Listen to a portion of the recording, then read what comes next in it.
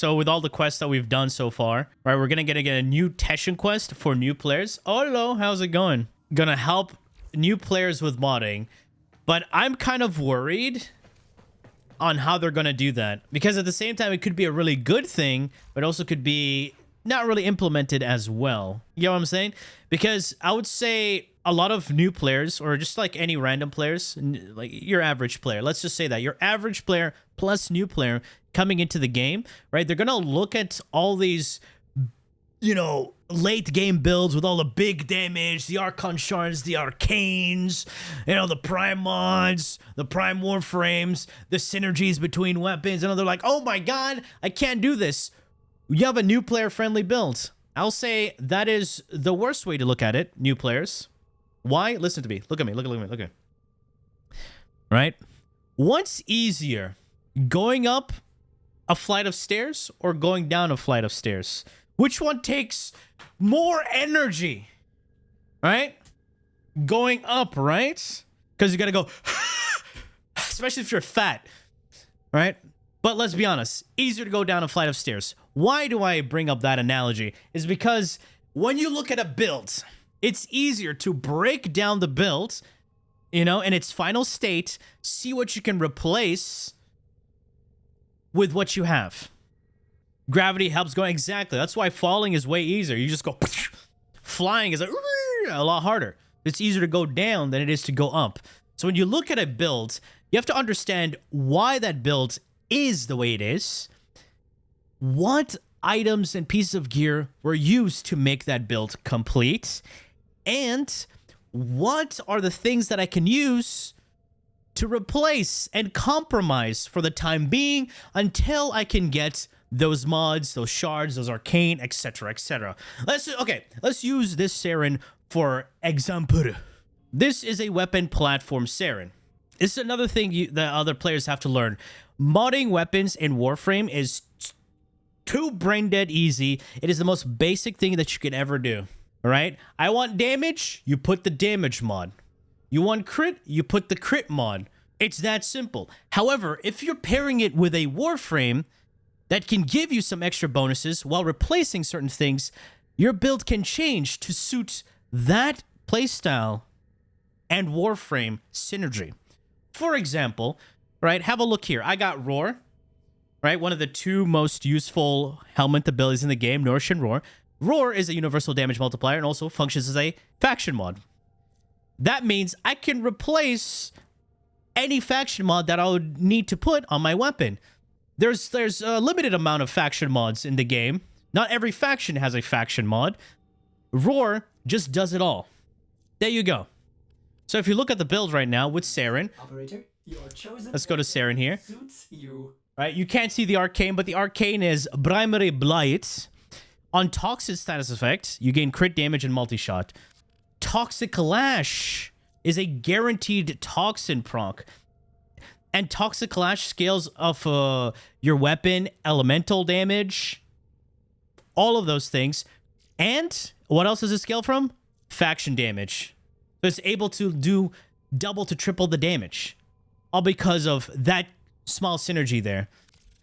And now Toxic Lash is always triggering Primary Blight. I get more crit damage and multi-shot.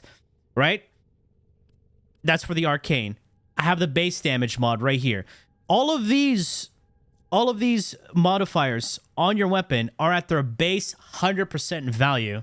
So let's go here. Let's remove all these.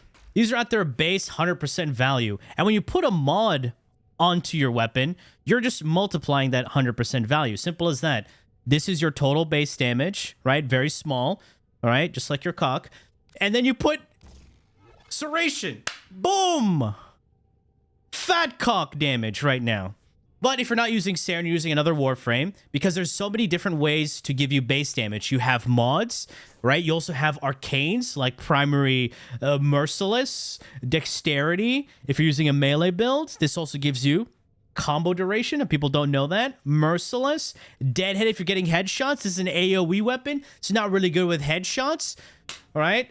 You go with something like Merciless or Dexterity if you want base damage through arcanes. However, there's also Warframes that give you base damage, like Equinox. Bet you didn't know that. Equinox gives you gun base damage. Chroma, gives you base damage. Octavia gives you base damage, only if you're standing in her little boombox. So there's so many ways to give you base damage. So it depends on how you're playing. Are you playing with the frame? Are you playing with arcanes? Are you playing with just mods to substitute other things? Then elemental damage, right? Elemental damage gives you an entirely new modifier on your total damage. Because originally, this weapon does not have electricity. It's because Saren has these electric Tau Forge shards. This gives me elemental damage. The total right now, 83. This base damage is going to multiply the electric elemental damage as well. Because elemental damage gives you an entirely new modifier. Because if you add base damage, it's the same thing, right? It's not as good as if you would add, let's say, elemental damage and base damage. Now, because this is a crit-based weapon, right, we can add other things to enhance the damage. You have your critical delay. Now that increases my crit chance. Now I'm critting 102% of the time. Let's be honest, 100% is just fine, right? Now what you want to do is multiply the damage when I crit. That's why you added Vital Sense. So if I'm critting 100% of the time, that's why I have Primary Blight here. I'm doubling my damage. Well, in this case, 10 times my damage when I do land a critical hit. Vigilante Supplies, it's part of, it gives me ammo mutation, but it also, I know you can't see it right now. Let's pause the music real quick so you can just see at least.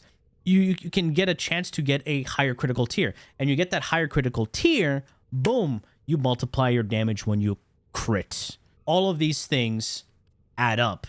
So you have to understand what makes the builds. Right? Now, how do you break this down? You don't have Prime Firestorm? Use the Baby Firestorm. It's not going to be as big, right? But it's okay. It's moderate. You don't have Brimid Cryo Rounds? Guess what? You got regular Cryo Rounds. You don't have Max or Damn Serration. No excuse there. Everything else right here is just a small cock. Right? You don't have the Riven. This Riven was just here to give me critical damage and electricity. Guess what? You just put the electric mod, right? Then you have... But in this case, I was just running viral because I already have corrosive from Saren. How do I get corrosive from Saren? Is because of spores and her augment venom dose. Now I have corrosive. Corrosive, viral, electricity, toxin. Look at how many elemental damage and statuses I'm able to proc. Just another thing to remember. Hopefully they do this in the quest. Your damage, elemental damage, and the status status effect are two different things. Like the viral damage, really good against corrupted enemies units. For those who are just new or who came back from the game, who haven't played in ages, they changed how everything works when it comes to elemental status effects and damage towards armor. Yeah, different types of armor are no longer a thing. It's faction-based damage now. So viral, really good against corrupted units. But at the same time, viral is good against everybody because the status effect, if we go here, you can hover over the thing, by the way. This, viral increases damage done to the health. So you stack it up to 10 stacks, 325%. That's 4.2 times the damage against health. And it doesn't even matter if they have armor. Right? As long as they have health, viral, you're able to deal more damage to that health. It's a great debuff. At the same time, corrosive is a great debuff against armor. Corrosive status effect, by the way. The corrosion is able to strip armor. All of these things add up. So when you look at a build, use a complete build and then break it down in ways you can replace. You get what I'm saying? Hopefully you get that. And let's take a look at the Saren build, for example, right? Here, you're gonna be like, huh, why is he using a rank 1 combat discipline? I mean, if you read it, you lose health when you kill. But why would you do this? Why would you, sacrifice your health so you can, heal your teammates? This is actually not for healing teammates. It's to damage myself and trigger Arcane Avenger. You guys can't see it because, I'm in your face. Anyway, this gives me flat crit, which is huge. You're lazy and you copy builds. That's when you'll never understand why you're doing it. right? You're going to get people who are going to skip to a build, look at it, they're like, oh, wait, why doesn't it work like the way he's doing? Because you skipped so many steps. And what makes the build function? Stop just copying builds. Understand why the things are done. That's the biggest thing you got to do. Don't just copy builds. If you don't understand what you're looking at, then what the fuck are you going to do? You're just going to complain, it's not working. That's stupid. Don't do that. And if you don't have the best mod in the game, right, you have so many ways to, copium ways to replace it. Number one, right, get a Dante Spectre. You go here, you craft yourself a Dante Spectre. What is the Dante Spectre going to do? Well, okay, mine's still crafting. Dante Spectre is going to give you Overguard. Overguard gives you status immunity. So it's going to save you there. Or if you don't have that, well, shoot. You're going to have to do the regular Sure-Footed, which is 60%, and mix it up with Fortitude. Oh, I'm on Vazarin. Fortitude. Put these two together, 60 plus 40. Hey, 100%. Boom. Right? You got yourself Prime Sure-Footed with some extra things. However, see, this gives you shield recharge. The cool thing is, right, you can replace it with one of these mods. But the problem is you're going to use the recharge delay. So you can actually do this build, sacrifice Vigilante Vigor, Fortitude, mix it up with Sure-Footed. God damn it, I should just do this. There you go. Now you have pretty much a similar setup. You didn't have to sacrifice much. There is the use of Unairu, but Unairu is dog shit. The reason being is that, one, you have to go in and out of your operator, right? You're not going to be predicting when the knockdown is going to happen. You don't want to, so you're going to be always reapplying the buff. So keeping a mental timer, it's annoying. Armor strip, you don't need to fully armor strip that much anymore. It's only for, armor strip would only be useful in single target scenarios when you're fighting things like, let's say, Thrax or demos. Otherwise, for general gameplay, you never need it. You don't need full armor strip, especially with the way they changed how armor and everything works nowadays. So again, Unairu is a waste. And if you're not running a shield recharge build, right, you have other copium methods like Handspring. This is what I used for a very long time back in the days. This is a better version of old school Valkyr's passive. And then you have, of course, Pain Threshold. See, there's so many ways to break down this mod.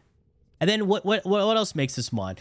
We're focusing a lot on duration and strength because we don't care too much about range because it's a weapon platform build. You have to understand why the build is the way it is. I've had some Pepegas going, oh, why would you have negative range on Saren? She nukes with her 1 and 4. Yeah, but that's not a weapon platform build. You have to understand, right? You're going to a coffee shop and asking for a coffee, and then they ask you, what kind of coffee? You're like, I want coffee. See how dumb that sounds?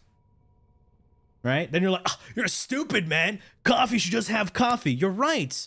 But what kind of coffee? Do you want milk in your coffee? Do you want an iced coffee? Do you want an espresso? You want a cappuccino?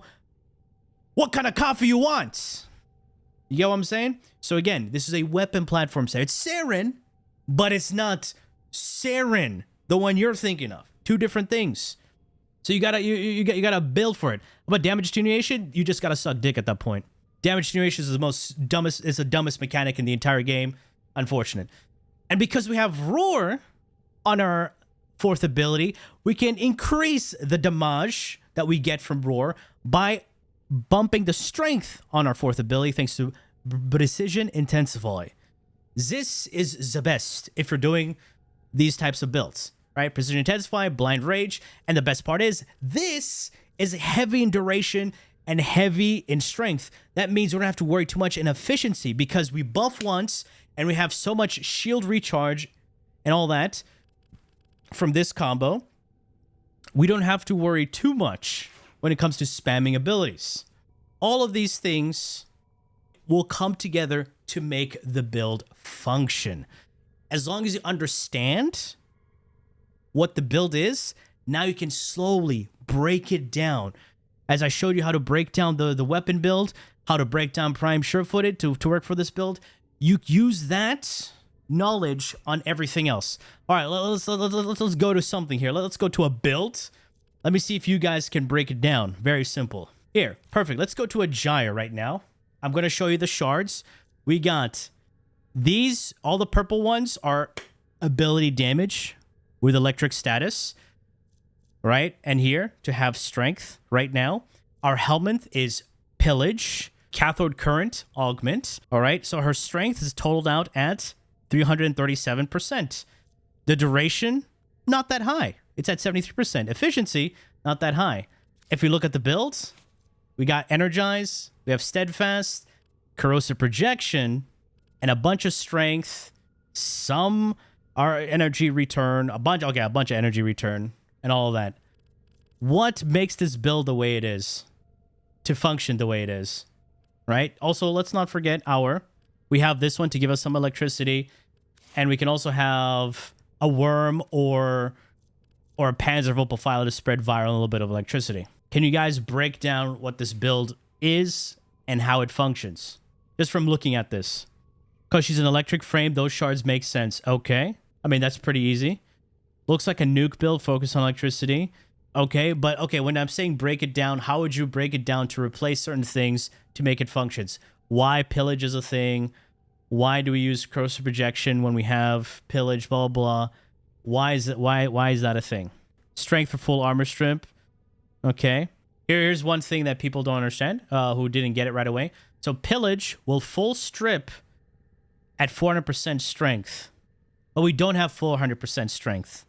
So I'm reducing the requirements thanks to corrosive projection, because this is an aura that reduces enemies' armor by 18%. So instead of having 400% strength, all I need is 328% strength. And we have a bunch of strength. Enemies are armor stripped. Pillage gives us shields back. And on top of that, cleanses us of status effects, so we don't need to run rolling guard or anything like that. Kind of spamming pillage most of the time, right? So we want to have enough energy sustain because we're running negative efficiency. At the same time, my electricity is dealing even more damage because of her passive. Her abilities can crit, and this allows me to deal even more damage. It's like a roar, but it's not like a roar. Completely different multiplier, right? All of these things add up together. Negative duration for fast armor strip. That's another thing, yes. With cathode's current, we can always refresh our duration with the third and fourth ability, so we don't need to worry about duration. However, pillage with low duration just goes out faster. It goes so it's faster. See, all of those extra things add up. So once you understand why certain things work, put it together, then you can easily break down the build. And the reason I'm always carrying Miter most of the time is if I'm encountering a nullifier. Boom, neutralizing justice, get rid of those nully bubbles, simple as that. And the reason why I always have my Praetos, because of the zoomies. We got the sprint speed slide, parkour velocity. If we overlook at the builds, it's a bunch of attack speed and some heavy attack. This is mostly also if we encounter someone like Violence, right? It has melee exposure, so we're always casting abilities, so we're stacking up our corrosive damage. And then when Violence comes out, you heavy attack him, he's gone. Because he's the only enemy that will be a nuisance for someone like an ability caster. So as long as you understand all of these things that go into a build, break it down like that. So new players, hopefully when you get this new quest, hopefully it helps out new players, because I've gotten a lot of people coming in, especially a lot of new players or your average players, how to build a weapon, blah, blah. Weapon modding is so brain dead easy. You just follow the big three principle: base damage, elemental damage, crit damage. You can do most of the content. And if you're melee, modding for melee can be somewhat obscure because it has some moving parts depending on what weapon you're using. You got a glaive, you put melee influence.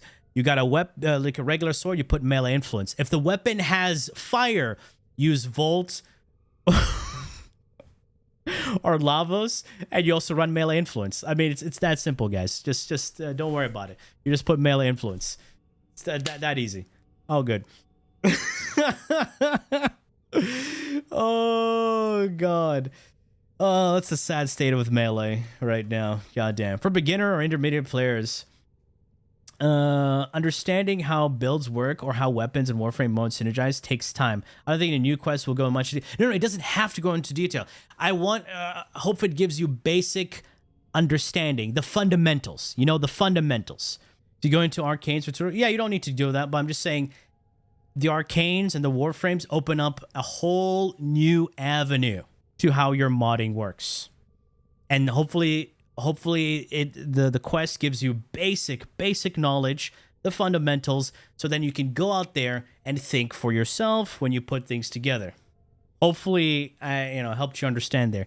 Again, you're gonna get those weirdos who are gonna say like, oh, why are they showing this? I don't need this, I already know. Doesn't fucking matter, you donkey. Of course you know, because you've been playing the game. What about the other people who have no idea what's happening, or the new players? I bet they will skip the corrupted mods. They don't need corrupted to learn about the corrupted mods, because it's knowledge. It's either you have transient fortitude, blind rage, they give strength, but they also have a negative. How to counteract that?